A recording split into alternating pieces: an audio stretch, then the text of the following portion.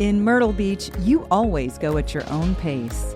Lie out on the sand, lie out by the pool, go boogie boarding, go surfing, walk the boardwalk, walk the marsh walk, golf at one of 90 golf courses, mini golf at one of 50 mini golf courses, fish off a pier, fish from a chartered boat, go shopping, get drinks, eat the freshest seafood. The list is exhaustive, but the experience isn't. You can go all out or do nothing at all.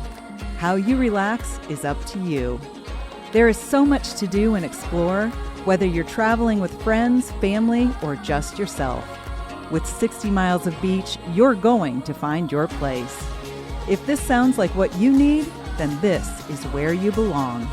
Twisted Tea and Myrtle Beach wholesaler Better Brands Incorporated. Know our consumers enjoy relaxing days on the water with Twisted Tea's original hard iced tea in hand. It's important to remember drink and boat responsibly. Choose to be or designate a sober skipper before leaving the dock. Do it for your family and your friends, your passengers, and everyone else on board. Twisted Tea salutes all sober skippers who take the pledge. Cheers, and we'll see you on the water. Realtree has always had a connection to the fishing industry and the outdoor lifestyle. In 2016, Realtree expanded on the traditional business of creating the world's most effective camouflage patterns to create a fishing brand and family of patterns designed to connect the woods to the water and strengthen the bond between the two worlds. We couldn't be more excited to be working with the industry's top brands, retailers, and anglers to continue our growth, and we hope that you will join us. Enjoy Realtree fishing patterns inshore, offshore, on the lake, or at the dock. Learn more about the extensive line Realtree fishing patterns, apparel, gear, and more at Realtree.com. Trilogy Outdoors. All right, folks, Happy New Year and welcome back to Trilogy Outdoors Podcast. We are here in the studio today, and quite frankly, I want to put it the way Kent put it. What in the world are we talking about today? We do have joining us in the studio already. I'll go ahead and tell you our guest is Kent Rogerson, who we've had on before, talking diving. That would be the Senator's probably A1 diving partner other than his dad. We don't want to leave him out of that. But y'all went out and did some diving yesterday. Don't want to jump the gun too quick, but Happy New Year to everybody. Happy New Year. Yeah, it's been a eventful New Year so far, Inglis. We got out and did a little diving yesterday, day before yesterday. Yeah, we headed back up north to the North Carolina Megalodon ledges. And I don't know why, but they do tend to be up that way. We had this discussion with my dad on the, what do we call it? The Cretaceous Ridge is what he called it. So y'all have come up with a name now. Well, no, I mean, there really is a Cretaceous Ridge that runs, gets higher and lower, and that's where you'll find the fossils. And supposedly there's, this ridge gets higher and gets closer to the surface as you get closer to the North Carolina line offshore. And so, anyway. Sounds like a good excuse to me. Yeah, we hit the bottom again. We shot a few fish and picked up quite a few big megalodon teeth. Had a great dive. Well, let's back up a little bit because you brought in the new year on a different route, too. You spanked the redfish to death with the kids. Oh, yeah, we did. We went to Georgetown and to a couple of super secret Stephen holes. Y'all didn't go to Georgetown. That was in Conway. Yeah, Conway. You hear his super secret thing, but he sent me all these pictures where you can see exactly where he is. Right? Well, you can see that it's a ditch, but you don't know exactly which ditch or where it is. No. But anyway, we only had a couple hours of fish, and we ended up catching 25. And I told everybody, I said, when we hit 25, we were about number 12. I said, when we hit 25, we're done, because we were about out of shrimp too. And we hit 25 literally with the last live shrimp we had, and closed the live well up and went home. Had a great time. Live shrimp being the key, probably. Did you try anything else? We caught one crab on a live shrimp, and I split that crab up, and we caught 3 redfish on 3 pieces of crab there at the very end. So, yeah, I mean, they ate crab, they ate cut crab too, but mostly live shrimp on the bottom with the jig head. All oversized? No, there was probably 8 or 10 that were in the slot. Most of them were just a couple inches bigger. I'd say most of them were 25 to 30 inches. Yeah, I could tell from some of the pictures they were good. You always, I mean, when you hit that spot, it is a wintertime spot. Or you catch them in the summer, or is it pretty much all winter? No, you can catch them in the summer there, but you're going to catch them in, like 2, 3, 4s, and then you're done in the wintertime. Obviously they're schooled up and you're catching them. And I mean, Tripp and I, my son and I fished there last year, and we caught 55 in about 2.5 or 3 hours. So wow. I mean, that's just like one every 30 seconds. It's just like moving.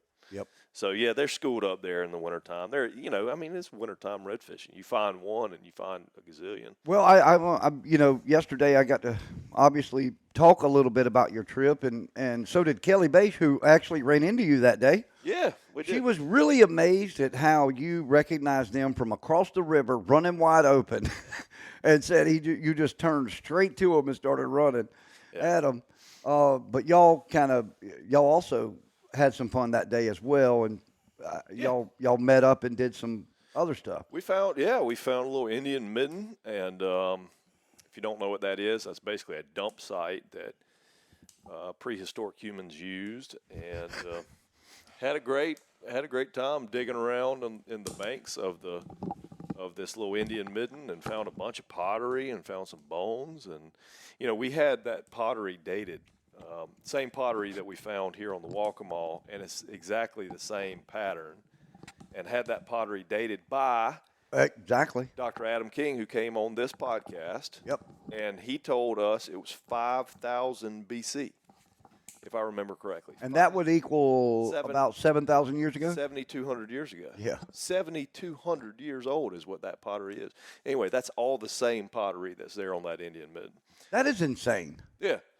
Yeah, so bones and pottery and it's like stone tools, stuff that you would think that like cavemen would use, like literally, little. So the knife that Jay found, did he show you that the little cutting tool or whatever? It's a cutting tool, right? It's a stone cutting tool, and there's a thumb imprint where they held it, and then a sharp edge, and it's only about the size of maybe 2 or 3 inches long. But, a cutting tool, and that's old stuff, and really cool. I mean, you don't really, I don't know, when you start thinking about people that are 7,200 years ago, it's so disassociated, so far, so long in the past, it's like, you can't even wrap your mind around what it was like. I can sort of wrap my mind around what Georgetown was like 500 years ago. Right, 500 years ago. I got it. I mean, it was wild. Settlers were starting to come, pirates along the coast. I sort of got it. Shoreline has changed a little bit, but 7,200 years ago, you can't even fathom what the shoreline looked like, what the rivers looked like, because, I mean, literally, they were at the tail end of an old ice age, right? Yep. So, I mean, the ocean could have been 3 miles from where we were, and we were only, half a mile from the ocean by the crow flies. I mean, the ocean, there might not have even been a river there 7,200 years ago. That's the craziness, and I think about that often. And the mitten thing. I was in North Inlet yesterday, which, by the way, thanks for all your work with keeping that at bay. Public. Keeping it public. I was able to enjoy my first ever North Inlet oysters last night, and I will say I have always said that Merle's Inlet oysters are the best. Merle's Inlet oysters are the best. I am going to say right now that I eat my words, and those oysters were incredible. They really were great oysters. Yeah, they were great, and it's funny because I love the fact that we were pulled up, had a couple lines in the water, and all I did was started reaching out the side of the boat underwater because I like to get them. I like the subsurface oysters, and I just kept reaching underwater, and finally I said to Fred Rourke, who has been on the podcast with us, and I said, Fred, you mind if I fill up this hatch back here with no oysters? Yeah. And he's like, no, go ahead. I got a cooler up here, and he gave me a little cooler, and I filled it up, and I said, dude, that ain't enough to feed me and the family, so I reached back and filled it in, and got home last night, steamed them. They were great. The ones you sent me by photo or video didn't even look like clustered. They almost looked like selects. I tried my best. And I'm not a great oyster harvester. Now we are in 3 weeks doing a fundraiser for Jonathan Stevens and Rebecca, his wife from Livewire, who I know you probably used Livewire Electronics, or you know Jonathan. Yeah, I know. Had that massive stroke, and she is on a long road recovery. Yeah. And we're doing a fundraiser and doing the oyster roast. And I'll tell you, I think I'm going to get somebody that knows how to drive around North Inlet to take me down there to get my couple bushels of oysters that I'm donating. But well, this guy beside me can do that. I can do it too, but this guy beside me knows North Inlet like the back of his hand, so he can definitely do that. Well, good. We can get it done. Well, I fished with a guy who really knows North Inlet, and I'm just going to say this. You know, I have been with Fred, I would say 50 times, fishing in the last 20 years, and I don't think we have ever been skunked, and that includes tailing fish, that includes wading, all kinds of stuff. We've never been skunked. Yesterday, not only did we get skunked, we didn't even have a pool. We didn't have a pull down. We didn't even get a nibble. And I mean, I don't know how much of. I know you fish North Inlet a lot, but you know that red fishing back in the shallows and chasing them, sight fishing for them is fun. But typically, you see a lot of fish. We didn't see a lot of fish. Yeah. We didn't even see a lot of fish. I think all this warm weather we've had has changed their pattern a little bit. So does Fred. But we didn't even see a lot of fish. But I got some incredible drone video. It's one of those, I did get great video yesterday. As I heard you did too, so I can't wait to see your video when we get done today. I want you to give me that. Hey, you haven't recognized or introduced her. We have to recognize the newest member of the Trilogy Outdoors family, and that would be Miss Georgia. Miss Georgia. Speak to us. Miss Georgia is a beautiful golden retriever. Speak to us, Georgia. Can you say? Come on, Georgia. And Georgia is in the podcast studio with us, and I see Stephen's warming up to Georgia. I'm just trying to keep her occupied so she doesn't pee on my African rugs. It's basically what I'm trying to do. Yeah, man. I tell you what, they're fun though. All right. I know the kids are happy. Well, they better be happy. So, we did a little diving on Saturday. And we got some video. We were talking about this a little bit before we hit record, but we got some video. And we had talked in the last podcast about doing little 3 to 5 minute segments in the new upcoming year. Right. And sort of dubbing over those with some voices. Yep. So I think we ought to try that. We got some good video. Yeah, so we can do it right now. Actually, talk about the video. Tell me a little bit about it. Well, I looked at some Kent was with you, right? Or is this the trip? Kent wouldn't. Okay, Kent was with you. No, Kent and my dad. We dove, and we had another person, but I don't have permission to use his name, so I'm not going to call his name. But we dove Saturday and had a great dive. Visibility was, what'd you say, Kent? First dive, it was in 70 feet in the morning, and it got a little particulate in it in the afternoon, but it was still beautiful. Yeah, I mean, a little bit of stuff in the afternoon slowed it down to probably 40 or 50 feet. But, yeah, in the morning it was 70.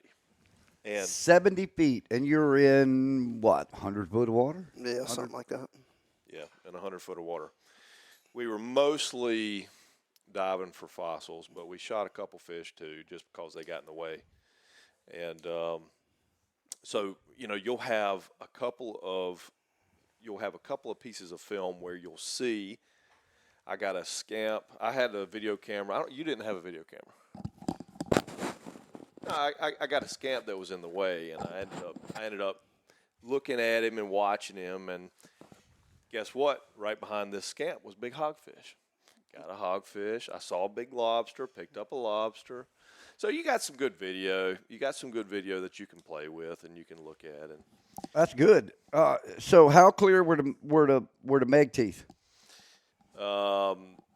We picked up probably 200. Between the four of us, I'd say it was close to 200. Yeah, we picked up probably 400 teeth. And it's just incredible. You can't do that anywhere else. I can't wait to see the video. Were a lot of them just on the surface, or did you have to?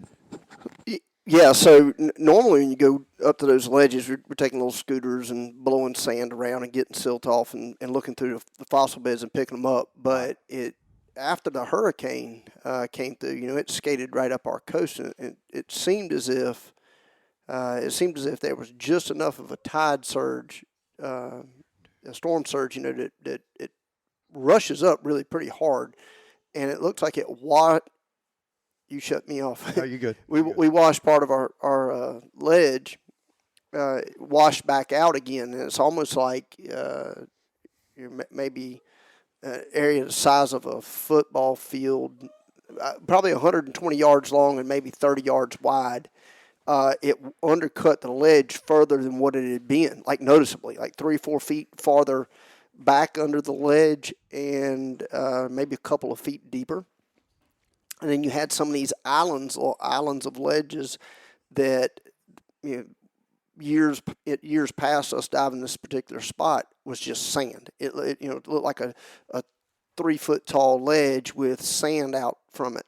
And we would go underneath the ledge and blow with scooters, and you'd pick up a few shark teeth. But after the hurricane, we were trying to spearfish down here, and the visibility was so poor. I'd kind of made up my mind that it was one of the first days I'd been able to get off of work, and I was going to shoot fish come hell or high water, so I kept moving north until we got to clear water, which put us all the way up in our meg ledges. And one of my friends from Georgetown and I roll off the boat, and there was grouper everywhere. So shot a handful of the nicest grouper, the two of us did. And while he was stringing one of the grouper, I looked down. He's sitting on his knees in a full fossil bed, and he takes off and goes back to the surface with his fish. I stay on the bottom and put, 25, maybe 30 megalodon teeth in the last 6 or 7 minutes of my dive in my wetsuit. Didn't even have a collection bag, like we were intending to spearfish. So Stephen was out of town. He was chasing mammals somewhere in Colorado or somewhere, and so I sent him pictures. That's right. I sent him pictures when I got back, and I was like, "You're off deer hunting or whatever silly thing you're doing, and this is what's sitting on the bottom at our ledge." Mm-hmm. And literally, it was the final dive of the day when we got there. Already had a good bit of residual nitrogen built up, so it was a short dive. And I sent him the pictures like, look, this was 5 minutes. It's 5 minutes. And as I'm leaving the bottom, I've got 8 or 10 minutes of deco, which is all I'm going to do, spearfishing, And I'm looking around, and I can see shark teeth on the bottom as I'm coming up. And so I called him, and I told him, I said, it's hard not to go back tomorrow, but I'll wait on you. So he came back, and, in just a couple of trips up there, we picked up. Oh, man, I was trying to add it up yesterday. So I think 130 to 150 on the first dive, 130 to 150 on the second dive, and probably 200 yesterday because we had 4. Yeah, I would say we're just shy of 500 megalodon teeth. Wow. I would say we're actually probably just over 500 megalodon teeth if you include the first dive where I stumbled back into them. Yeah. And then 2 trips, 2 full serious trips of trying to get them. And we're not talking about little ones or broken ones. I mean, the average size is that size, which is what is that, 4-inch tooth? Little over a 4, I think. Yeah, 4 to 4.5 inch tooth. By the way, this is my favorite one from the other day. It's not the biggest one. The enamels are perfect. But the enamel's perfect. It's got a little coloring, a little like tan coloring in the middle. The root is tan rather than black. It's a cool tooth. I think that thing would draw a lot of money if you sold it. But anyway, I don't sell them. I love them. And we took can't mention him. I didn't call his name, but the guy that went with us, he texted us yesterday and said, "I'm hooked. Give me my blood oath. I'm hooked." There's something about holding that big giant shark's tooth in your hand that no human has ever held before. It's been sitting on the bottom of the ocean for 10 million years waiting for you to pick it up. It's just incredible. It's insane. Yeah, and you just, if you don't do it, it's sort of hard to understand, but it draws you back like a drug addiction, like you're looking for that big one. You're looking for that big one, and I love it. I absolutely love it. So how could you get this truly dated? Where would you take this to get it truly dated? Well, there are people that'll do carbon dating on them, but they know that from the fossil record exactly when they died out, and I can tell you right now. But, approximately the megalodon teeth, if you want to average them, approximately they're 8 to 10 million years old, most of them. Now, there are some other teeth that are also on that ledge that are even older than that from different sharks that we've identified. And that would be like the purple colored one that y'all were talking about, or the one that's got what? Hemistidens. Those are like 25 to 30 million years old. God. Yeah, it's amazing you think about it.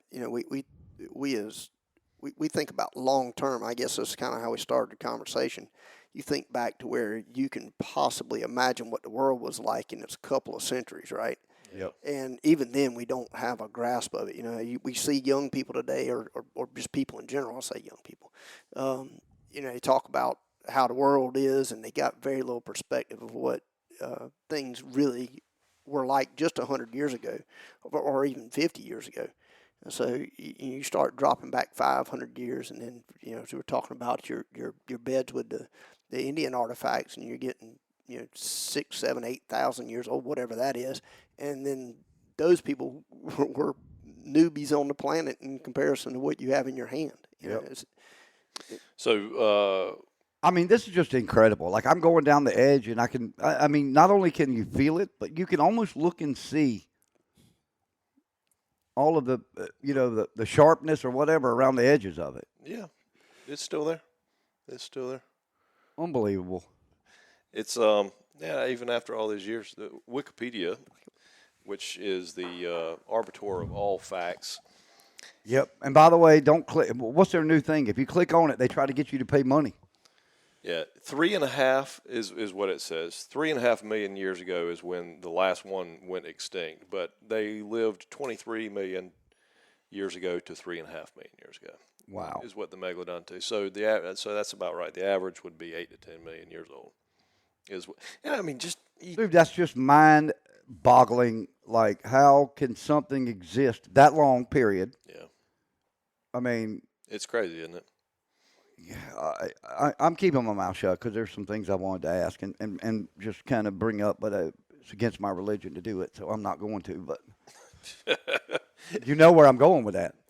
Yeah, no, you do. Yeah. You know where I'm going with that, so I'm just going to be quiet because I don't want to play into their hands. But yeah, that's crazy when you think about that many years ago. I mean, I couldn't imagine the size of the shark that tooth was in. So 1 inch for every 10 feet is what they say.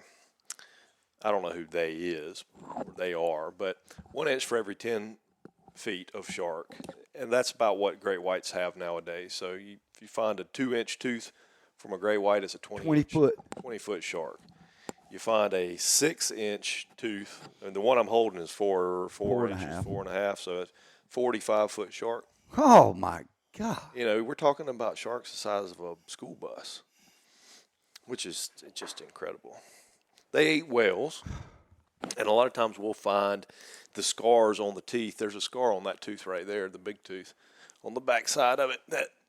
Actually, it's on the front side of it and the back side. It's all the way through it, which to me tells me that is that's not a from bouncing around on the bottom crack. It's an injury. That's an injury from, something that happened to the shark. And that's probably from biting a whale, breaking a tooth on a whalebone, or from fighting another shark or something. So, you can still see the injuries that these sharks had from 10, 20 million years ago. Just incredible. I don't know. It's insane. And people go absolutely nuts for them, too, by the way. I mean, we're nuts for them. All right, what are both of those worth? Dollar-wise, if you go to a true, we're not talking about the doggone wing store up the side of the road. Yeah. If you go to a true store, what would those be worth? So that tooth there, great enamel, still got all of its serrations, got all its gum line, even got a little bit of cuspid. It's worth what anybody will pay for, but got a little bit of color on eBay, or there's a bunch of fossil sites out there. That tooth's probably $750 to $1,000. Good Lord. That 4.5-inch tooth. This one's got less enamel, but still got all its shapes, got serrations on it, and it's 6. I don't know, what is that? 6.5-ish. 6.5. That tooth is probably like $1,400 to $1,600. Yeah. I mean, it could be more if it had a little better enamel. It would jump quick. It'd jump into like the $4,000 to $5,000 range if it had a little more enamel on the front of it. If that big tooth was in the condition of the little one, it'd be a $5,000. Oh yeah, easy. All right, coming soon to you, Low Country Floor and Trilogy Outdoors Shark's Tooth Store online. So I'll be running it. But just think about it. I mean, what we just said a little while ago. We found probably 500 of them now. If you average, let's just say that on average, the worst of them are in the $500 range. Just put a $500 average on it. I mean, on 3 dives, that's $250,000 worth of shark's teeth. All right, so right here, just looking on a quick Google search, here's one that's in nowhere near the condition. Look at her face. Look. Those are centimeters. Oh. I wouldn't get back in the ocean again. Look at that face. So, looking at this tooth, here's one that is similar to one Stephen's got in his hand, size-wise, and it's in nowhere near the condition of one Stephen's got in his hand. The enamel and everything is, it's a pretty tooth, but it's nowhere near. And they're asking $1,500 for it. So, they're worth. I guess we could beat this to death, but the point is, they're worth some money to the people that know what they are. Yeah, and there are crazy people out in like Aspen. I think we've mentioned this in the past, that you put them in a curio shop in Aspen, and one of those rich people out there will buy. They'll pay $100,000 for a tooth like that. Right. You said we're going to Aspen? We're going to Aspen tomorrow. Yeah. No, I mean, I was in a curio shop in Aspen, and they had 2 mastodon tusks. Big curled 6 to 8 foot mastodon tusks at the front door. And they were for sale for $1 million. Oh, my God. Okay, $1 million. So I'm diving on Saturday, and I'm crawling through the ledge looking for teeth. There's tusks. And about 10 feet in front of me, I saw a perfect black sickle shape, about, yay around, 6 to 8 inches around under the ledge. And I said, oh, my God, it's a mastodon tusk. And I swam over to it as fast as I could, and I put my hands around it, and it was a piece of wood. Oh, and I was so I was about to holler underwater. Oh my God! I got it on video. Actually. You do? Yeah. I got it on video. So all right. I'm going to ask a dumb question. Like, why do you? It costs money to run that boat. It costs money to get out there. Mm-hmm. Like, help me out. Is there any consideration of ever selling them or? No, you pass away, your kids sell them at a garage sale. Exactly. My wife will sell them when I die for sure. She'll get rid of them. Along with all your guns that she's going to sell for what you told her you paid for them. Yeah, there you go, $5,000 for the whole garage. Just like when you sell her shoes for what she told you she paid for them. Yeah, well, women live longer than men, unfortunately, so I'm guessing she'll sell my teeth before I sell her shoes. I don't know. That's just an incredible collection, and it's funny how you got them stored. So they're in a safe. I would think, they're in a real safe. Yeah, buddy. Yeah, I have picked out the best. I don't know about the best. They're just the ones I like. That one's clearly not the biggest or the best, but to me, I just like it. It's got a lot of character to it. Got colors on it that you don't see normally. So I've got teeth like that I just like sitting out on display. But I'm bad about it. I just hide the others away in safe places, and who knows? One day I'll do something with them. Well, what we need to find a good display option, and we need to figure out how to do that. Take some of your best ones and put them all in. Yeah, I've looked online, but I can't find anything that really blows my skirt up. I don't know. Maybe you talk to Jay Bache, get him to build you something out of driftwood. No, that's not a bad idea. By the way, I want to mention this. Of course, the Grand Strand Fishing Rodeo going on now till next through October of 2023. Jay Bache and Bache Boys Bait and Tackle, along with All Washed Up Art, which is the name of their art business, has donated 2 different pieces. First, the largest dolphin caught for the entire year in the Grand Strand Rodeo will get a replica made of driftwood of their dolphin. Which, by the way, is beautiful stuff. Yes, it's incredible. You posted sailfish, I think? That was a marlin. I didn't look close enough. But you posted a marlin on the Facebook page. Yep. Grand Strand Fishing Rodeo's. Yep. And it was beautiful. Yep. It was beautiful, and it's made out of driftwood. Made out of driftwood, 100%. Other than he does have he cuts out a back to put everything together. Yeah. And that piece will be in the grand prize drawing. Somebody will win that along with hook and gap watch, the trips and everything else. And I still have this week continued to get these text messages from people saying, I need to pay this month, but it's saying that I already have a ticket. I'm like, duh, it's $20. Yeah, for the year. For the year. For the year. It's a great deal. Listen, all I'm saying is enjoy that price this year. It may go up next year. It might. But Might. enjoy it. We got a lot of stuff to cover with the banquet and whatnot, but we wanted to make it very attractive, where you can get in, you can fish for the entire year for $20. This month, by the way, Inglis, offshore species would be white grunt, black sea bass, blackfin tuna. Yep. And then you got some inshore sheep's head, speckled trout, and black drum. Yep. Yep. And then of course freshwater, catfish, crappie, and brim, which are always the freshwater species. Exactly. And I don't know if we talked about it yet, but it's almost embarrassing.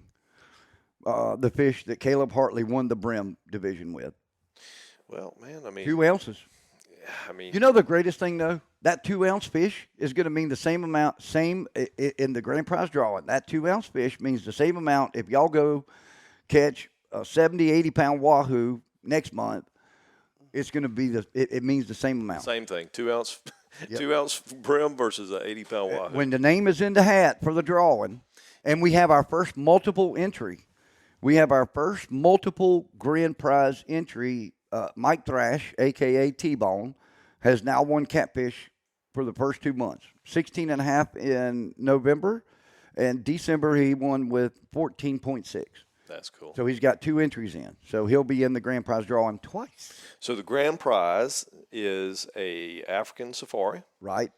Choice of Costa Rica trip. Or a choice of Costa Rica trip. And then we've got now the artwork. Now we got the artwork from Jay. Yeah. The hook and gaff watch. We've got several other trips as well. We're going to have rod and reel packages. Yep. Now, ultimately, the grand prize drawing, which you're only eligible for one of the grand prizes. Sure. No matter how many entries you have, once your name has come out for any of what we finally classify as grand prizes, which between now and then, there's no telling what we may have. We've got some incredible interest as far as people wanting to partner up with us in it. So there's no telling what we might have. But you're only eligible to win one grand prize of the grand prizes. Now, we'll have other prizes. I mean, we're going to have all kinds of stuff. Now, the monthly stuff, you get a $25 gift card. Gift card from Bass Pro. That's right. You get a Trilogy hat and a Trilogy T-shirt. That's right. Well, the Grand Strand Fishing Rodeo. Grand Strand Fishing Rodeo T-shirt or hat. And hat. All right, so you get your money back if you just in 1 month. 1 month. You get your money back in 1 month. So it's a no-brainer. And then, I mean, you get to bring a guest to the banquet. Yeah. So you figure $30 or $50 for a couple. So you figure there's $50 right there. Yeah. You're getting $50 back in coming to eat and hang out with us. I think Amy, who's joining us in the Trilogy Outdoor Studio today. Yeah, and Amy doesn't have a microphone on. Amy doesn't have a microphone. She's been doing Steve Senior's work over there. She was our Googler. Mrs. Producer. Mrs. Producer. Amy should sign up for the Grand Strand Fishing Rodeo. And she should take Ken on that Costa Rican trip. Or maybe an African safari. Would you rather an African safari or a Costa Rican trip? Yep, Costa Rica, she says.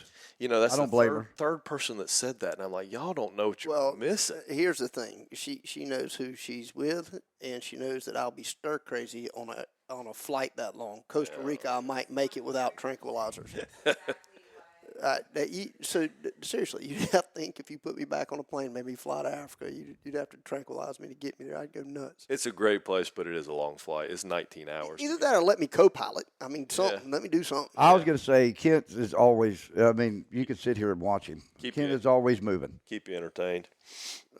Well, I've never been to Costa Rica, so I would probably, I mean, of course, I'm out of it. I am the only person, by the way, Senator. I have not got your entry, just letting you know. Yeah. I am the only person who is ineligible. Well, I have to fish. I have not entered because they. Oh, here we go. No, here come the excuses. The ethical laws in South Carolina say two things. Number one, that public officials cannot join anything that has a game of chance to it, which this might not have a game of chance tied to it, but the drawing is a little questionable. The second issue is the appearance of impropriety would be off. So I've gotten everybody around me to join, except for Amy. I've gotten everybody around me to join, but I don't think I myself am going to join, because if I actually won a month, I think you can't win. You can enter all you want, right, you just can't win. But I could not win. Yeah. All right, I respect that. The appearance of impropriety, since I'm an owner, partial owner in this tournament. I respect that. Partner in this tournament, I don't think I should do it. Okay, I respect that. I nobody that I've mentioned even I know had any problems with you fishing it. Well, the people we talked to would not, but somebody is going to say in the back of their mind, "Oh, that SOB. He's a part owner in this thing. He had it rigged." So I'm not going to do it, but I'm going to join everybody around. I'm going to get everybody around me to join. Tripp and Hadley, hello. Well, maybe. I mean, does it still have this? I don't know. That's the thing. I signed Russ up. I went and paid my $20. I did sign him up. Maybe we ought to do it like a real true junior league. We are. Where nobody's going to. Yeah, we're definitely going to do. Nobody. If you give a kid a fishing rod, I mean, nobody's gonna fuss about that. But if a kid wins a trip to Africa, they may fuss about that. Let me tell you what my kid said. Kinsley even said she would sign up. If we can get a year-long pass to Rock and Jump, they're all in. Yeah. Both of them were like, that would be the perfect prize. That's pretty cool. Another prize, like a year to Wild Water or Myrtle Waves. A year pass to Myrtle Waves. Yeah, Wild Water and Wheels is gone now. Yeah. Yeah, no, that's not a bad idea, actually. That's not a bad idea. Like 12 and under? Only the kids can win it? That's not right. Well, yeah. Rock and Jump? Come on, dude. I can see him in Rock and Jump. I got videos, I'm telling you. Rock and Jump's awesome. Did you do anything that day? We were there last year about this time, weren't we? Oh, I've definitely. For a birthday party. I've definitely jumped in Rock and Jump. I can feel my lower back, though. Do you ever feel your back jumping in that place? Oh, my back. That's what hurts. It's like all of a sudden I can feel that compression on those discs that have blown out in the past. I can feel that compression. It doesn't feel right. It feels like you can feel your old man coming out in you. Well, since you ate that box of mussels back during COVID, the weight distribution's a little different. Yeah, maybe it is. You were sending me pictures today from Arkansas and Colorado in the past, and I'm like, where's Stephen at in the picture? Ken was making fun of me on Saturday about my wetsuit. This fool tried to tell me I could wear his wetsuit, because all I had was a 5 mil, and I get cold pretty easy. So I was wanting a 7 mil. It's like, I'll bring you one of my old ones. I said, what, from middle school? How am I gonna fit in that thing? Well, you could wear it over your wetsuit and carry an extra 40 gallons of water with me. Be like the Michelin Man. Well, I told you about the day I had to zip his back up.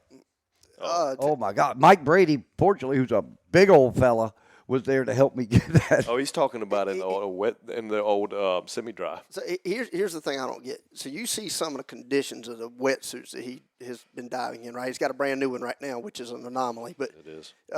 So for years he was diving this old set of it was an old Ranger, I guess. Yeah. That he was diving for his BCD, and this thing had been beat, worn, looked like he flipped it out of a truck 100 times. And he kept zip tying all this stuff together on it. It just tear somewhere new seam would tear, and he'd put 4 or 5 more zip ties on it. That's awesome. And I said, dude, I said, honestly, you got the money to buy a BCD. It's time for you to invest in a new BCD. This is gear that your life's kind of hung on, So, and he looks at me and says, I'll make a deal with you. The next time I have to put a set of zip ties in it, I'll order a new one.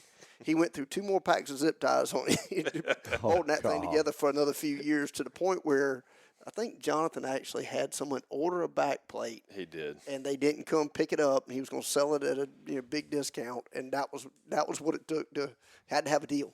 He had to have a deal to actually get a new back plate. Yeah, so I think Jonathan, perfect scenario for next year, we get Jonathan to sponsor the scuba division, spearfishing division in the Grand Strand Fishing Rodeo.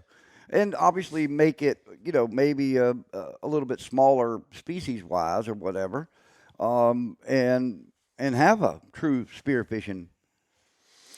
I mean, there is a lot of skill that goes into spearfishing. I'm sorry. Oh, there's a tremendous amount. There is. I'm gonna go out on a limb and say that there aren't going to be many prizes awarded. I went on this trip one time out of Charleston. A friend of mine had one of his clients that was going out, and he's like, "Man, I want you to bring your computer, bring your numbers, and put us on some really good spots. I want my guy to have the time of his life." I'm like, "All right, I'll come down." And we went out, and of course, I brought a few tanks and a spear gun. And one of the things the guy said to me was he didn't believe in spearfishing; it was cheating. And I said, "Well, show me." And he goes, "What do you mean?" I said, "Well, there's my gear, and we're sitting in 170 feet of water. There's the tanks, there's the gear. Show me how it's cheating." And he goes, "Well, what do you mean?" I was like, "Well, you said it's cheating. Put it on and go, big boy. Put it on and show me." Yeah. Most people don't realize that you can actually be a fairly good diver, and all of a sudden put a spear gun in your hand, and you go down, and there's this massive misconception that if they're just sitting there for the picking. Certain species, as a matter of fact, you got to be quite crafty to get to be productive with them. I'm not saying that a rookie couldn't have a lucky shot here and there, but just because you know how to dive and just because you bought a spear gun does not make you a good spear fisherman. There are trips. I can think of trips that we go out. I've actually got two friends of mine that are really good divers. I trust them. I take them out a good bit. And there have been trips that they go out and maybe get one or two decent fish in a 6 or 7 dive day. Right. It's not as easy as it sounds. If you watch somebody like Stephen or there's a guy down in Charleston, Rob Harding, he's just a really good spear fisherman. You watch somebody like that do their work, or watch them on a GoPro video do it, and you'll think, "Oh my God, that's so easy," and so it's flying a helicopter if you watch a guy do it on camera, right? Yeah. Until you jump behind the controls. Yeah. You said you don't think many prizes would be awarded, but do you think there'd be many entries? I mean, how many people spearfish? Well, see, that's what I was getting at. I think, there are quite a few people that go flounder sticking. There we go. That's where I was thinking. 3 mile, 10 mile, things like that. There are quite a few people that go shooting spadefish or whatever, or sheep's head. But when you move to that offshore species, you diminish that group greatly. And even among that group, there's not really really good ones. There are maybe 10 in the state. Maybe. You think that's an over-exaggeration? Well, it depends on. There's a very select few that are just like on that Rob Harding level. I'm gonna pat him on the back. I haven't talked to him in a few years, but I'm gonna pat him on the back. That type guy, there's probably less than 10 on the coast of South Carolina would be my guess. Kent's the same way. He's probably the best in the state. I would guess there's maybe 10 in the state that can keep up with our crowd. And I'm not saying that to be egotistical at all. I've been around them. I've done it. And there's not a lot of people that I roll off the side of the boat in 150, 180 feet of water with. Really, there's only about 3. Well, 2. Nowadays, 1. Right? So it just doesn't exist, is my point. Will your dad dive that deep? No, not anymore. The first time I got bent was in deep water with him. There he goes with that conversation. Yeah, the first time I got bent was in deep water with him, and he has not made a dive past about 120 feet since then. So. Yeah. When we were talking about that. And bent is the nitrogen level inside your blood gets higher, and you get a bubbles starting. Basically, yeah. You ever pulled a fish up from deep water, and their eyes bulge out, and their skin bubbles, and their gut comes out of their mouth? That's it's the bends, bear trauma. I don't want to talk about that. Have you ever had it? Nope. We talked. That's right. Nope. You hadn't. He's been very lucky. Yeah, and lucky's not the right word. That's not right. So one thing that I think happens with that, and I don't want to talk about getting sick anymore, but one thing that happens with that, when you're younger and pushing stuff and you get bent before you really fully comprehend what's going on in your system, right? Now you're more susceptible to getting bent than somebody that's never been, in my opinion. I'm not a doctor, but this is what I've kind of witnessed.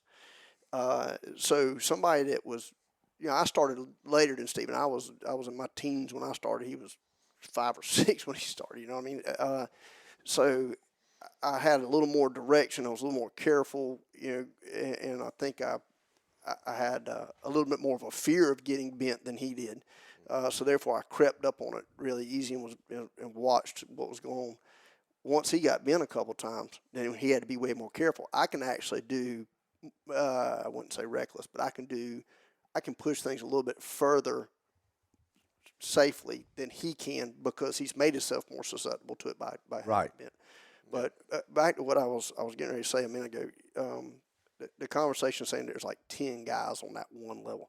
We've got a ton of really good divers and really good spearfishermen, right? I could sit here and just, if I rack my brain, I could name 50 guys that I would take and have a great time diving in 130-foot stuff that are very, very safe, fun, productive. I'm not saying that there's the way I was coming off, it almost sounded like there's only a few people that know how to do this. There's a ton of people that are good at it, but then there's that next. I keep pointing out Rob. Rob's just one of these guys that especially when I first started diving with him, I was watching his nuances underwater and the way he carried himself, and stuff that even as much diving as I'd done, I went, wow, I never paid attention to this one thing. It made me rethink some of the stuff that I was doing, and even in years after, I haven't been underwater with Rob in 10 years or more probably. But there's things that I've built on and added to what I do that the concept behind it is something I saw him do or something I saw Stephen do. Or, you go do some tech diving stuff or wreck diving stuff, whatever. There's little things you'll pick up from all sorts of little specialists. It's almost like if you were going to take the hook and line fisherman that's great at catching trout, or you got your buddy, I got Richie Verdon, just good at catching flounder or whatever. Each little species have their own tricks and their own nuances, right? So spearfishing's the same way, or diving's the same way, but take these megalodon ledges, right? So Mr. Steve rolls off the boat the other day. He's not even been on this ledge yet. He pops up. He had as productive of a dive as Stephen and I did, more productive than any dive I did that day, but he basically tied or maybe even bested Stephen's best dive. Because the man just has the nuances of fossil beds. He knows what he's looking at. And spearfishing's kind of that way. So the guys that are really good at getting flounder, the D Haddock and these guys, D's pretty good spearfisherman all around, but he's just he knows what the flounder look like, blended into the coral, blended into the sand, or blended onto the shipwreck. Some of these species have, flounder's one of them I'm bringing up just because of the fossils. Right. Once you know how to see them, and you go, there they are. They're covered with sand, but there they are. The Jason Britt type that goes North Inlet and comes back with a limit of doormat flounder, and you go out and get 4 of them. The guy that sees it and gets those nuances down is just like that with spearfishing. And it's almost like that with spearfishing in each different depth. You lose, the deeper you go, the more your colors are washed out. So if you see somebody's got a video and it's still got color in it, if you see red or orange looking fish, they're probably really shallow because red's one of the first colors that washes out. As you get deeper and deeper, more of the colors, the prism of light that breaks up our colors and lets us see the colors goes away. That's why you see a 200-foot dive. Everything looks gray. Well, so the diver that's productive in 180 to 200 feet water where everything looks gray may be 10 times better than the diver that's great at 110 feet because things look different. You know what I mean? As far as spearfishing goes. Wow, that's getting technical. Well, he's exactly right. Like a gag that's ghosting out in the distance, a big gag, charcoal belly, ghosting out of the distance. They usually hang up off the bottom. The big ones will usually hang up off the bottom sometimes 20, 30 feet, sometimes more than that. But they'll hang up off the bottom. They'll look at you. They'll hang out in the distance, and they blend in. Sometimes they just look like nothing. And until they turn or until they move a little bit and you catch the movement, you can't even see them. They're perfectly camouflaged in that deep water. I think that was kind of what Stephen was saying, and I know that's where my mind was when we were talking about these certain handful of divers, right? You know, you get these guys. There's a commercial guy that comes up here. His name is Jimmy Williams. He commercial spearfishes. You just, when you're in that environment and you start to notice the little nuances, especially deeper, and all of a sudden it's just like spotting a flounder, but just in a different depth. So I guess when I was talking about, and Stephen was talking about that top 10 guys, those guys that are doing that type of stuff, that are comfortable with it, proficient at it, are different than the guys that are, kicking ass in 100 feet of water. Right. Right. So it's. There's also and the nuances he's talking about. There are different pieces of bottom that you'll look at when you're coming down the buoy line or just free diving down through the water column, and all of a sudden the bottom starts appearing. It depends on what the visibility's like. Sometimes that's right off the bat. Sometimes as you get closer, you start to recognize things about the bottom. Like, oh, there's a school of cigar minnows hanging on the downtide side of this piece of relief. Okay. Your mind automatically goes to, well, there's probably a gag or a scamp up underneath, somewhere close to them, picking those cigar minnows off on the downtide side of that piece of relief. If you get to a good piece of patch reef that's got lots of rubble and you see lobsters right off the bat, my first thought is, we need to get a little closer to the bottom and start looking for hogfish, stirring up the sand, breaking up lobster legs. So different pieces of bottom that you see, automatically you start, mentally preparing for different kinds of fish. If you're in that area where you got a lot of cigar minnows, like I was talking about with down tides and structure, and you're looking for gags, I get way up off the bottom. I get 40 feet off the bottom if I can see, right? And you start, and then look around. You start trying to get better perspective on stuff because you're looking for grouper. You're not down in the rocks looking for. Not always. I'm asking a dumb question. So if you go to 40 feet, you use that area for a little while before you make your full descent, and then you make your full descent. Do you have longer? Yes. I mean, you do? Yes. That's what I was wondering. Yes. So if you burnt less time at a shallower depth, then you would have longer in the water overall. Yeah. Depending on which dive it is. It helps a lot. So if you're kind of over bottom, if there's 40 foot of viz, I'm 35 feet off the bottom. Right. Right. You don't go straight to the bottom. You no, spend your time up there.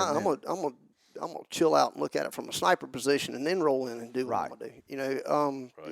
Especially when you're. So your computer recognizes that? Oh yeah. Okay. So when you're first, it's always taking sampling of how deep you are and what and doing the algorithms to what gas you're breathing, right?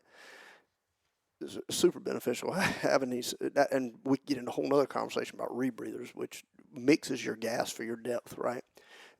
But we were talking a minute ago about him being, when I was making fun of him about being out hunting deer or whatever while we found his teeth. A few years ago, I amazingly crashed a motorcycle and broke 5 ribs and punctured my lung and couldn't do much riding or diving. And a friend of mine, I've never been a hunter, right? I've never been deer hunting, And a friend of mine, Alan Foxworth, said, "Hey, man, while you're recovering, you ought to come do some deer hunting with me." So we go out to his property, and he's just I would say he's probably like an expert hunter. It's all not all he's ever done, but he's done a ton of it. And he's sitting there telling me I'd taken him spearfishing some and was trying to show him some of the nuances to it. And he was going, look here, you see these hardwoods here, and you see this hill, and there's this water's over here on this side, and you see this one tree. Now, you're going to need a tree here and here. You need to come here and figure out which way the wind's going in the morning and be able to, whatever, and you find out where the deer are trailing. And he said, as he's pointing all this stuff out to me, I'd heard the jargon. I'm a South Carolina boy, so even though I don't deer hunt, I've heard the jargon. I could have a little bit of a conversation about it. But as he's pointing stuff out to me, I'm going, I look at patches of reef on the bottom. It's Same way. Like this. Yep. It's exactly like this, man. The fish are going to, this crack, when they realize there's somebody here making bubbles and they hear a regulator clicking, they're going to use this to work their way from one spot to the other. There's a little cave back in there. Once the shooting starts, they're going to either ghost out in the sand or they're going up in that cave. So you do a little bit of work, and then you go to where, especially if you know the bottom, you've dove it before. But you can assess it. That's what Stephen was talking about. As you coming in and you've got 35, 40 feet of viz, you stop at that 30 foot and you're looking at it from a tree climber, and you're looking down going, okay, where are they going to come in at? Where are they going to be? And it's the same thing. It's like, what reason I love it so much, I don't do much hook and line fishing anymore, but I used to hook and line fish all the time. Right. I mean, I would go in the ocean dragging baits, didn't even check the weather report. We going, I don't care, all the time. I barely do that anymore. Amy gets aggravated with me because she loves it, but I don't do that much anymore because the spearfishing is fishing, it's hunting, it's diving, it's exploring, it's the adrenaline of I really don't know what else is down here with me. You sitting there picking up shark's teeth, on the bottom, and turn around and look. And next thing you know, you got a couple bull sharks around you. You're like, ooh, that woke me back up. I'm not just glancing at teeth anymore. All of the senses that go off when you're deer hunting, they get your heart pounding. That happens spearfishing. All the senses that go up when you're riding a motorcycle and it was that was a close one. That happens when you're diving and spearfishing. All those things are they hit all those senses. And Stephen's talking about picking up teeth being like a drug. Anything that you run into after you roll off that boat is like a drug. You roll off and the water's crystal clear and you're just going, oh, thank you, God. This is the most relaxing thing in the world. You get to the bottom and there's southern stingrays that are just massive to the point where you go, you go looking on a computer to see if there's you Google search to see what the biggest one anybody knows of. You're going, God, I've seen something like that. Molas, and I mean, we ran into that big group of manta rays a few years ago. Where was it? That was over at the Lee Short Wreck. But it literally is. It hits every one of the senses. You can find one of those teeth that I thought about it the other day. We get down and the ledge is still cleared. I thought it was going to be sanded in because they sand in really fast. And got down and I'm picking up a handful of teeth. And as I pick up a couple of teeth, I went, thank you, God. This place is still uncovered. This is just unbelievable. Thank you, God, for this. And you're putting them in. So it's like all of the senses. It's the excitement. It's the peace. It's the scariness. It's the thrill of finding something. It's the thankfulness of it all being right there for you to enjoy. And like Stephen's saying, 10 million, 8 million years? I don't remember. That's crazy. I know. Nobody's touched that. No human being has ever seen that, touched it, and you got a handful of them in your pocket, Which, by the way, as far as never seen it, I was looking at some of the video on my phone last night, which admittedly, it's not a great. It'll tell you that it's not in high def anyway. It's so not. So it's not the best screen to view the video in from the GoPro footage that we had on Saturday. But I swam over a tooth. Oh yeah, didn't even sure in the video that I didn't see, and I was yelling at myself in the video. Look down! It's right there. I could see it perfectly, and I swam right over the dang thing. So there are things that you see. You'll dive a same ledge. I had dove this same ledge 3 times already, and I hit the bottom the other day, Saturday, and I found a whole new set of teeth running the ledge. And I came up and I said, "It's a new piece of the ledge." And Kent went down. Kent went down. And he said, "No, it's the same exact ledge. It's just we must have missed this little piece of it." And so even after diving the same thing 3 times, there's still new stuff that you miss. I think y'all told me what depth is this? It's shallow. It's 100 feet. Yeah. So here's the crazy thing. Back to the video. So I don't know if anybody's seen the show. There's this guy that I think a lot of. His name's Mark Barnett. He is a just extremely talented diver that does a bunch of research on shipwrecks. As a matter of fact, he's the one that found some of the parts that helped us identify the Leaf Short wreck. I mean the Leif Erikson, I'm sorry. And he should have got more credit for that one. We got more credit than we deserved on that one. But anyhow, they're doing this show on, I think it's on the History Channel, about the Bermuda Triangle, and they went and found, he's one of the divers that found pieces of the space shuttle and all that kind of stuff, right? His name's Mark Barnett. Anybody that wants to look him up, he's on Facebook. He's like just a super talented guy. But as I didn't even know he had this show. You know, the other night I come home, Amy's like, I don't watch much TV, but she's like, you ought to check this thing out. And I look up, and there's Mark Barnett on the. Michael Barnett. I'm sorry. I keep saying Mark Barnett. He used to be a professional motocrosser. I blend my. You blend your adrenaline. Well, I blend my guys I look up to together, I guess. So anyway, I'm looking at the TV. I go, I know him. He's this dude. And I'm telling Amy who he is, and I start messaging him on Facebook. And one of the things that they were doing was they were going down with high def cameras that would do 3D imagery. And I messaged him like, man, that's amazing. Just even with a GoPro, you can go back and rewatch a video of us working a shipwreck or a ledge. You're like, how in the world did I swim past that? Missed it, yeah. I mean, Stephen and I were such rookies with the shipwreck stuff. We actually dove a shipwreck one time that had the safe still on it. The safe was sitting in the middle of the sand. Y'all didn't see it. Yeah. No, we saw it. Yeah. We thought it was a firebox. We thought it was part of a stove. It was the dang safe. Now it was empty, or we wouldn't be sitting here talking to you. We'd be in Costa Rica. But didn't know. But we didn't know what we were looking at. Yeah. Now, do you two check? How do you go about? And I know we talked about this in the first podcast that we did with you. How do you go about, like, if you find a wreck? How does that work? Do you get rights to it? I mean, are you able to file something or? Yeah. Well, to do that, you got to go to federal maritime court. If you're beyond 3 miles. Yeah, if you're beyond 3 miles. If you're inside of 3 miles, state waters, and you're dealing with the state archaeology, our good friend. Yeah, our friends that have come on the show. Outside of that, Kent's done that in federal court. We put it in your name, right? So it was in the LLC's name, but we federally arrested 4 different shipwrecks and had to go to federal maritime court. They actually have one in Charleston, but we went to the one in Savannah. Because I just didn't want to be in Charleston presenting all this paperwork. And present all this paperwork and information. Right. So I went down to Savannah. Stephen was an attorney, but we hired a maritime attorney and went down and did it. And I was really surprised at the entire process. So it's kind of funny to say it this way, but when you do a wreck like that, you're doing an arrest warrant on it. You're federally arresting a wreck, just like you would arrest a person, right? If somebody had a ship repoed, it would be arrested. That's the terminology they're using. So supposedly, you're supposed to have a law enforcement officer do this arresting of a vessel, like if they were going to take it back. Well, these vessels are some of them are 140, 170 feet deep.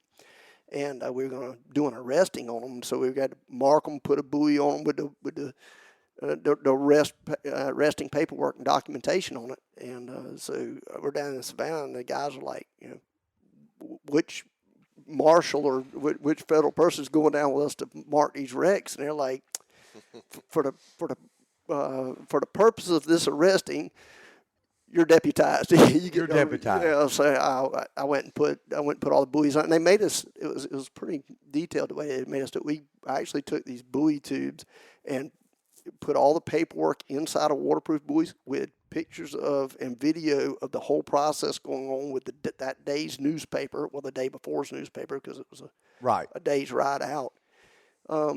Rich has got really good video of all of it. But so therefore we could then go to court with full video that we did the arresting properly. And once you do all that, the court says, okay, these particular sites are yours. It's neat. I learned a lot. I learned a lot through it, and I also learned about how much red tape they could put on almost anything. Mm-hmm. Because it turns out once you identify a wreck, it could be a wreck that was 150 years old. If you identify a wreck, and it's just like if somebody stole your car. If the insurance company has paid GMAC Financial, paid off the loan of your car that got stolen, and then your car got found, you don't just get your car back. It now belongs to the insurance company because they paid out on it. Well, these shipwrecks are the same way. It could be Lloyd's of London or whoever could have paid off the corporation or the person that owned the ship. They got paid off. Well, then that insurance company's got first rights to it. They actually own it. So what you'd have to do there is you get salvage rights to it, and when you prove what it is, you have to go back and do the research and figure out if an insurance company paid out on it, and if they did and are still in business, with take Lloyd's, they'd have you'd have to say, look, we found it. This is where it is. Y'all paid out on it, and then you could work out some sort of deal to salvage it for them. Or most of the time, they just go, But it's pretty neat. Wow, that's a lot of work, though. So your buoys you're attaching don't stick no, sir. outside. They are subsurface. Yes, Okay. 10 feet off the top of the wreck. Drag them down to the bottom and cable them off. That makes sense. Okay. Think about like a PVC tube with caps on it. Yep. I mean, and you just tie it to it. Right, that's exactly what we used. Yeah, we sealed up PVC tubes, so they're very, very buoyant. But so you would go down and we'd pull them down from the surface and then have somebody rig. Well, as much work as that takes, I'm going to guess that the penalties for somebody that goes in behind you and does exactly what they're not supposed to do, the penalties are pretty good. If you can catch them. I mean, how do you catch them? Well, they can be. So we had a little bit of a problem with that. If somebody's going to a wreck that you got salvage rights on and they're taking stuff off of it, it's just like stealing. Right. It's pirating. Right, but they could get in some pretty serious trouble for it because it's federal at that point. It's not like they're stealing your golf balls out of your front yard. It's actual federal crime. But, one of the things, the only time that we had stuff go missing like that, it seemed like it was somebody that knew nothing about shipwrecks. It was a good old boy, somebody I actually liked. They got somebody else drug them out there and got them in the middle of it. They did know what they were doing. You know what I mean? It's almost like right. You're taking somebody. I think I know the story. But it's almost like if you don't, why would you know? You know what I mean? It's one of those things. I talk about what I do for a living, and I start explaining. And we own a hardwood flooring company. I explain all these different finishes and how people get really less than what they deserve. And I always think to myself as I'm explaining it, but why would they know? You know what I mean? I'm not a neurologist. I'm not going to know all about that, not know how to go shop for doctors. I don't know enough to even ask the right questions. And it's the same way with that. Who would know that you couldn't go take something off the bottom? So the buoys being down on the wreck, not just the rest of them, but those buoys being there where you see them and they got writing all over them. If somebody takes it off at that point, it's like, you know what you were doing. Yeah. And there are salvage pirates. I mean, they do exist. As much as that sounds unbelievable. So to catch them, you're eventually just got to be able to find that they've taken something off of that wreck and tried to sell it.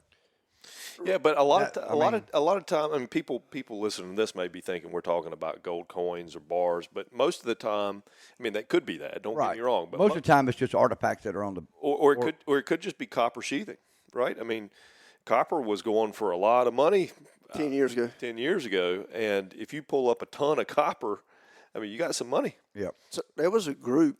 I don't even know who they were, but they were, they were coming from somewhere in the Northeast. I'm watching what I say here. They were coming down and pulling props off old shipwrecks, and some of them were a mixture of bronze, manganese bronze. Yeah. So they had magnesium and bronze in them. So you melt them down, and you get these two very valuable metals out of them. The prop that it's actually on Front Street in Georgetown at the Maritime Museum. A group came down from up north and tried to lift it. With huge ropes, and the way they tried to tie these bridle systems. So when they started trying to lift it with lift bags, it weighs just tons. Right. So it tore and cut and popped all the ropes because they didn't come tight at the exact same time. They went back up north, got more gear together, came back down, and we're going to try to take that prop to take it to a scrapyard to have it melted down. And as far as we know, as a matter of fact, that's the same shipwreck that I was talking about. Michael Barnett having the key piece that identified it. And that would be the Leif Erikson. The Leif Erikson, yeah. We always called it the If anchor. you ever want to go check out more about that, stop into the Maritime Museum in downtown Georgetown. There's some great stuff there. Yeah, they got a video of the prop being salvaged and the wreck and everything upstairs. It was a Dutch freighter. Yeah, but that thing, I think 1905 is when it sank. It collided with the city of Everest, I believe. Yeah. Anyway, it sank, kind of triangulated off of Georgetown and Charleston. And this group was going to take the prop off that wreck to go melt it down, trying to get some money out of it. And we had a salvage boat here at the time. We were working one of our shipwrecks, and we heard that they were at the dive shop getting tanks filled, and we left out of Georgetown at, I don't know, 6 o'clock at night, got to it. Now, this wreck's not federally arrested, which means whoever took something off of it is fair game. You could take it. Nobody owned it. Right. So we got there, and just to stop them from melting the prop down, we got there in the middle of the night. Rich Taylor's got some. I was talking to Rich yesterday about this. One of my all-time out of the thousands of dives, probably my favorite dive I've ever done was that night with Rich. It's great video. I mean, good visibility. It was at night, but you could see still. It's great video.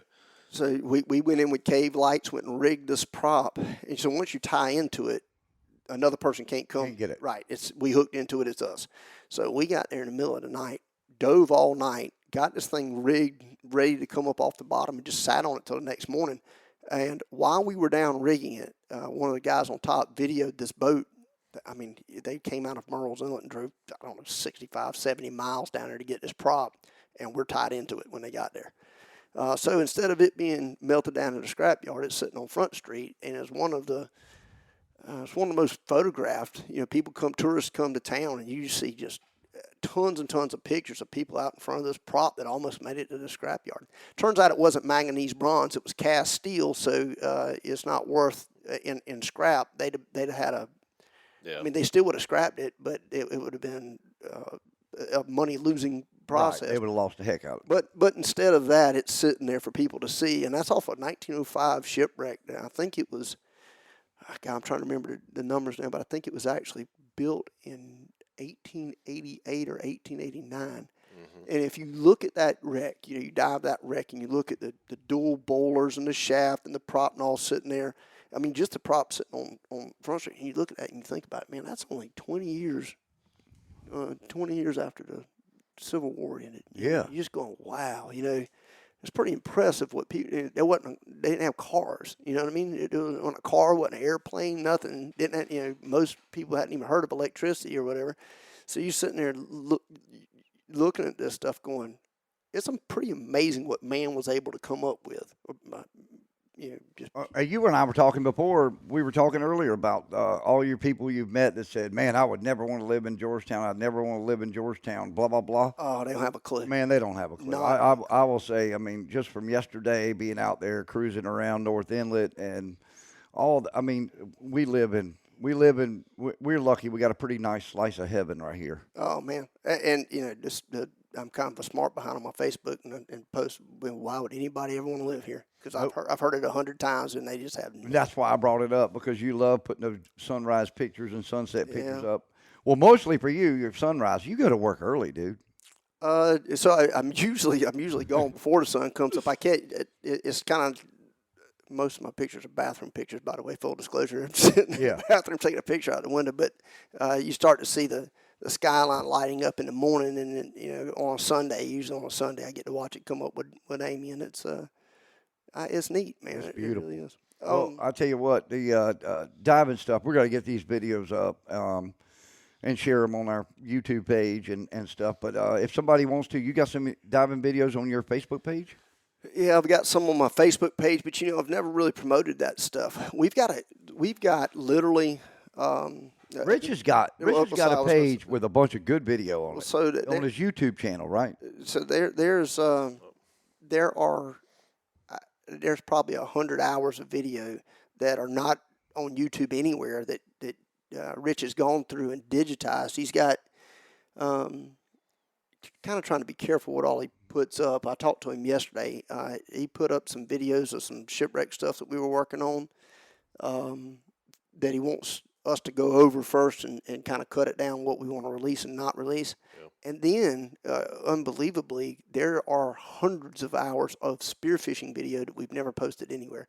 Rich has gone through, there's probably a decade there of, him not using GoPros, rolling off the boat with these huge camera systems, trying to do what we can do or what he can do with GoPros now. By the way, the trick and all that's the editing. You can have all the gear in the world if you don't know how to do what he does with the editing. Which I don't. We know that. I'm terrible at that stuff. But there's a ton of footage that one thing that would be really neat, I think, with Rich would be to go back and take shots. This is what it was like 20 years ago. This is what it was like 15 years ago. This is what the diving was like 10 years ago. And here we are getting older, and this is still what we're doing. I think some of that would be cool to go through, and we need to have him on at some point. Like I said, I talked to him yesterday, and he's all game about going out and shooting a couple of shows if y'all want. Wasn't he on with us? He did. Or did he just come in for a meeting? He came in for a meeting and sat in, but I don't think he actually talked on the podcast. I don't either. He was just listening in. Yeah, I knew he was in here. He's got a voice, man. He does some narration sometimes for stuff, and his voice is great. He used to narrate a bunch for Harry, right? Oh yeah, Harry Evans. Southern Saltwater, yeah. Yeah, he used to narrate a bunch for him. Yeah, Rich is a good guy. And I used to have some discs of really, really good video of y'all. You know what I just thought of? I sent you. So that you handed me. You came down to the dock and gave them to me. Yeah, I actually was thinking that one of the things I thought made me a much better fisherman was once I started. I know it made me a much better fisherman because I thought I knew a bunch of stuff about. We joked before looking at the bottom machine. Oh, that's a snapper. There's that. Right, and until I looked at the bottom machine and went down and looked at it, looked at the bottom machine and went down and looked at it. As a matter of fact, to the point where I like using the same bottom machine, same transducer. Go look, not even switching up. You feel you get much more of a connection with what the machinery's doing when you're actually going down and taking a peek yourself. It was funny. Stephen said a minute ago that he didn't have permission to name somebody's name on here, and I've called about 9. That's all right. I can get in trouble easier than you can. Legal disclaimer. We'll put a legal disclaimer at the beginning. Don't worry. Hey, if you go do something with me and you're a dive buddy of mine, there's a good chance I'm gonna talk about it. So. Hey, and the other thing is, you have done nothing but paid respect to all these people, so I don't think it's going to hurt any of his feelings. Well, the older we get, the more you realize that all these people you've learned from them. You could be the best hardwood floor guy or the best motocrosser or the best spearfisherman, whatever, and the new guy that shows up, as you're trying to explain to him why he needs to do what he does, you're re-examining and talking about why you do what you do, and it gives you a chance, if you're doing it right, in my mind, it gives you a chance to reanalyze what I'm doing, why am I doing it that way, and even tweaking your system. That's right. So one of the best things in our flooring business is, my partner Jamie and I, there's another name, I'm going to tell Jamie. Well, we teach people how to do these processes to get this incredible work, and as you're teaching it and explaining it to people, you're tweaking your system all the time. For 30 years we've been tweaking our system, and it's gotten better and better and better by being super analytical about it, picking our own work apart, being our toughest critics, but then trying to explain to someone who doesn't know how to do what you're doing how to get there. Right. I think that's our problem. I think, first and foremost, he is so analytical anyway. But we are our biggest critics as well. And we have been called out over the last couple of weeks for some miscalculations that I made in our competition show. And I'm going to do some more evaluation. Oh, my gosh. For my biasness towards my partner here. In the trivia show, we have admissions from the other team. That he cheated. Which, by the way. What did I miss? We had trivia 2 or 3 weeks ago. Yep, 2 weeks ago. Outdoor trivia. I was sitting right there where Amy's sitting. Jason Burton was sitting here in the middle. It was 1-on-2. It was 2-on-1. Him two versus Jason and Lucas Williams. 2 of them versus me. We got to the end, and I think we were tied at the end, or pretty close to it, one apart or tied at the end. Yep.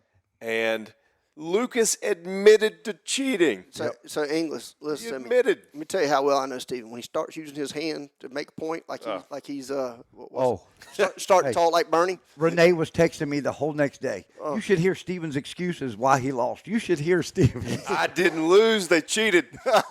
I've been cheated. Since everybody's just listening to this right now, he's talking like Bernie Sanders. He's using his hands the whole time. So anyway, we do need to reanalyze that because there was a 1-point differential going into the bonus round. Then the bonus round came, and you actually beat them by 2 points.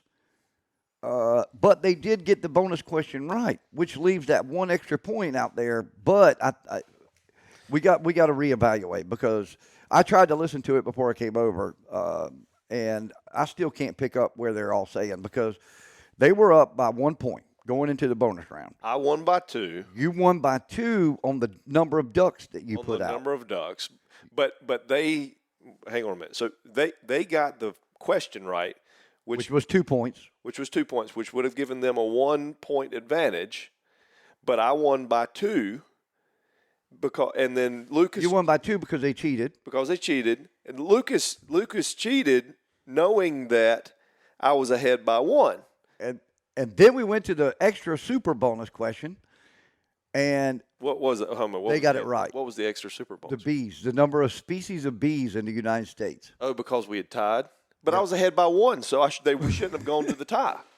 So we would not have gone to the tiebreaker question had we known that I was ahead by 1 because Lucas cheated. I have to reevaluate the score sheet, because they were 1 point ahead going into the bonus round. And then they got the 2 point question right. That put them 3 ahead. You beat them by 2 ducks, I think. 2 ducks. You beat them by 2, but then but they had tied you when we first did the score, because Lucas wrote 2 down after I closed the timeout. So you either won by 1 or they won by 1. One or the other. So you missed it. So it's obvious that Steve has been out of shape and watch. He's still tapping that pin on his knee like all I'm going to say is this much. All I'm going to say is this much. I had picked him to win it. I knew he would win it anyway. You're biased. I'm biased, but I also said that it wouldn't even be close. I said that it would be. I did say that he would win. So hang on a second now. Who's it? This is Lucas and who? Jason? Jason Burton. Yeah. Okay. So this is what I'm going to say to Lucas and Jason both if they hear this. So I got this old redneck buddy of mine that used to love to fight, and he always just fought dirty, and I was like, man, you don't feel bad, hitting that guy with that piece of asphalt, And he's like, Kent, he said, you race, right? I said, yep. He said, when you come home from the races Monday and you talk to your friends, he said, what did they ask you? I said, what do you mean? What did you win? He said, did you win? He said, nobody ever asked you how you won. They said, did you? Did you win? So you Lucas, don't feel bad gouging that guy's eye out? So Lucas, Jason, pretty work, boys, pretty work. Yep. Yeah. So it was close. Whatever the tie, the score was, I'm going to call it a tie. We're going to leave it tied. We're going to leave it tied. Whatever the score was, we need to redo. But I will say this, okay? The result was a product of some of the questions, because some of the questions were, how many species of bee are there in the world? Oh, Jesus. Okay? Which nobody knows. I don't care who you are, unless you're a bee ornithologist. Ornithologist is not the right word. A bee guy. Justin would know. You don't know how many answer to that. So there were lots of questions guessed within a million. Okay, within a million guess. Nobody knows the answer to. So next time, Mr. Producer. Yes, sir. Next time, no guesses. Let's have some real questions. Some right or wrong questions. So I will say this much: the answer that you got right, and when I was listening back, the one question that you got right, which was amazing, was about the sea cucumber. Sea cucumber. That was unbelievable. But that's cheating, though. That was unbelievable. No, he didn't cheat. No, he's related to a sea cucumber. Oh, God. By marriage. Yeah. One thing that's funny about this, I'm sitting here thinking about the topics we've talked about, and this has been all over the place. Oh, yeah. And just full disclosure, when I walked in this room, I said, what are we talking about? And they handed me the headphone, put it on, and said, yep, we don't know yet. Here we go. Sometimes we have to do that. But we are running over. We are cutting into, I don't know, people's time. I don't know. I mean, I've had several people say, like, man, I wish it was longer. Well, here you go. You got it. You got about an hour and a half today. Sweet. So anyway, remember, folks, thank you, Kent, for coming in and hanging out. Yeah, thanks. We appreciate it. Having me. Enjoyed it. And don't forget, you can go to TrilogyOutdoorsMedia.com, check out all of our platforms, Southern Anglers Radio Show, Trilogy Outdoors Magazine, and don't forget to sign up for the Grand Strand Fishing Rodeo. You can do it all right there from that page. Go to events, click on Grand Strand Fishing Rodeo, and follow the link to Eventbrite. Get signed up. Start fishing, start winning. You can't win if you don't fish. And next week, we're going to be back with more chaos and more fins, fur, and feathers. And, we're right here on Trilogy Outdoors Podcast. Trilogy Outdoors Podcast is a product of Trilogy Outdoors Media. All views and opinions of our hosts and guests are not necessarily those of our sponsors. Trilogy Outdoors is produced and edited by Trilogy Outdoors Media. Be sure to follow us on all the podcast platforms as well as our social media pages on Instagram, Facebook, and Twitter. And also, don't forget our other brands, Southern English Radio Show and Walk 'Em All Outdoor Magazine. To find more information, visit TrilogyOutdoorsMedia.com. And remember, if it's anything dealing with fins, fur, and feathers, you're going to find it right here on Trilogy Outdoors.